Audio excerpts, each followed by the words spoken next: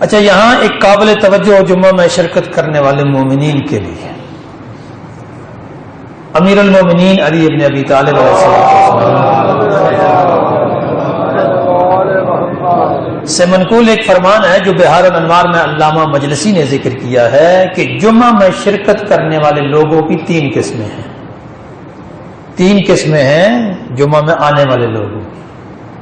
سب سے پہلی وہ لوگ جو امام جماعت سے پہلے جمعہ میں پہنچ جاتے ہیں، خاموشی سے خطبہ سنتے ہیں. ان لوگوں کا نماز جمعہ ادا کرنا ان کے گناہوں کا کفارہ ہے.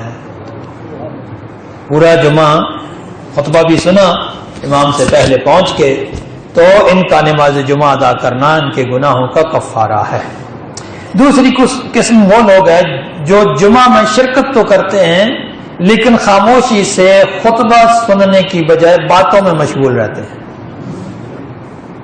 ادھر خطبہ ہو رہا ہے، ادھر باتیں شروع ہیں، اپنی زیادہ ضروری باتیں یاد آ گئی ہیں. بھائی زیادہ ضروری باتیں پہلے کر لیا کریں. اگر جمعے سے زیادہ ضروری باتیں ہیں تو پھر جمعے میں آنے کا مقصد کیا ہے؟ کہتے ہیں کہ خاموشی سے خطبہ سننے کی بجائے باتوں میں مشغول رہتے ہیں، چلتے پھرتے رہتے ہیں.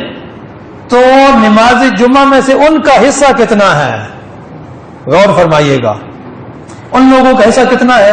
بس دوستوں سے ملاقات اور گپ شپ لگانا، اتنا ہی ثواب ہے کہ وہ دوستوں سے ملاقات ہو گئی، گپ شپ لگا لی اور کچھ حاصل نہیں ہوگا. تیسرا وہ لوگ جو خطبے کے وقت نماز پڑھنا شروع ہو جاتے ہیں، یہ بھی سنت کے خلاف چلتے ہیں. خطبہ غور سے سننا چاہیے، خطبے کے وقت نماز شروع ہو جانا مناسب نہیں ہے. یہ بہار الانوار میں نقل ہوئی ہے.